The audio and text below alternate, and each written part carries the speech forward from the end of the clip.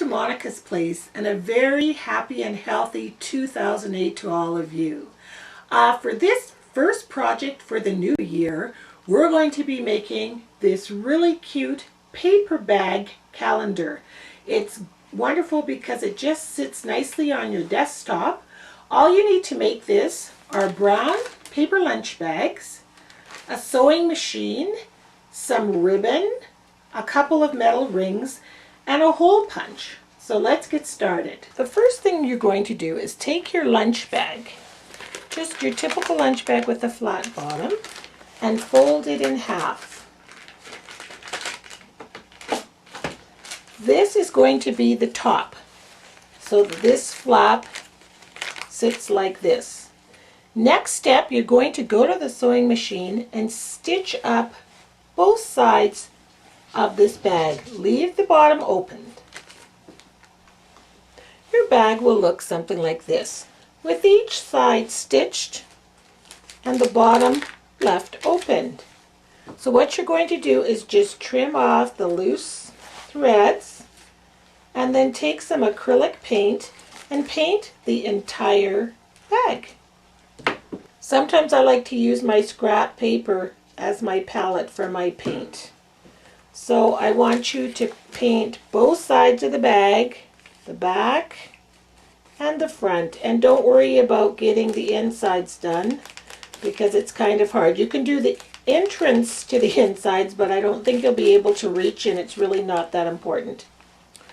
Once you get this step finished, you'll want to set it aside to dry and do 11 more, as you need 12 for the calendar. Try to do a different color for each month, but you need to make 12 complete painted lunch bags to complete the calendar. I would like to point something out on the original calendar that I did. I wanted to have some kind of a challenge for myself, so this challenge was to not use any printed paper at all. So I just simply used embellishments and rubber stamps and or rub-ons for each month. So for January, I've got blue.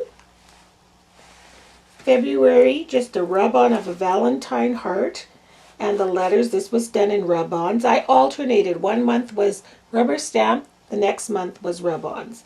And for the calendar templates, I will have those available on my blog, and the address will be at the end of the program. For March, again, I used stamps.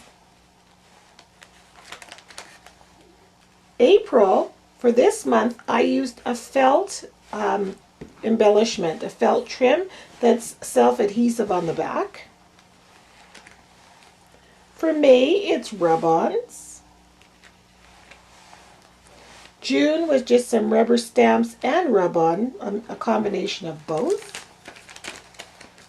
For July, this wonderful great rickrack ribbon from Savvy and Sassy, and again I used rubber stamps, but I used acrylic paint and some rub-ons for the letters. For August, I love these red rub-ons. They're just beautiful with the contrast of the green. For September, I used acrylic paint again. I blended some colors together to try to get the autumn leaf feel, and then I just used a flower embellishment in the corner. For October, it's in the Halloween colors, orange and black, and these circles are all rub-ons in the back.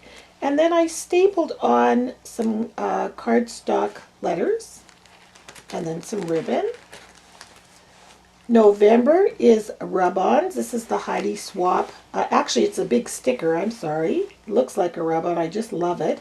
And when the stickers were big like this, I glued them on first. Then I took an X-Acto blade and split it so that the sticker wouldn't interfere with the pocket. And lastly, for December, this was another sticker. This is a fuzzy felt sticker.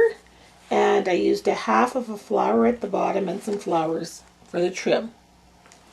So you might want to challenge yourself, or you can use printed paper if you want to, but just for me it was a personal challenge to do a project without any printed paper. Once your paper bags are all dry, it's important that you mark out where you want your hole punches to be before you start to embellish it. So I used a crocodile and I added eyelets to reinforce the metal ring so it wouldn't tear. So I did that to each bag, the 12 bags. So you need 24 eyelets. Once you have your holes punched in, then you can start to decorate, and that is entirely open to your own imagination. This one has white snowflakes, acrylic paint stamped on, some sequins that I pulled off some ribbon from Savvy and Sassy, some rickrack, and thickers for the January, and the template of the January calendar. So do that on all 12 of your calendar pages as well. I love how this calendar sits on the desktop. These pockets that we created, there is a purpose to them. Perhaps you have an important doctor's appointment you don't want to forget. Your little appointment card can just sit right inside that pocket for the month. Or underneath, this little pocket that we didn't stitch together is a great place to hold teacher's note, photographs, or whatever you may collect through the month. Once you have decorated all of your 12 pages, put your rings in and then add a little ribbon trim for embellishment. And there you have it, a lovely desktop calendar for you to enjoy throughout the new year.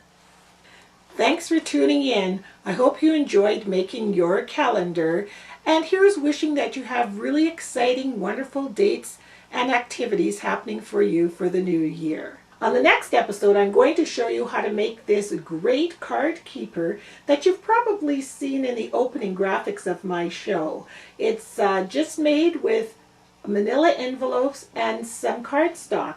So please tune in.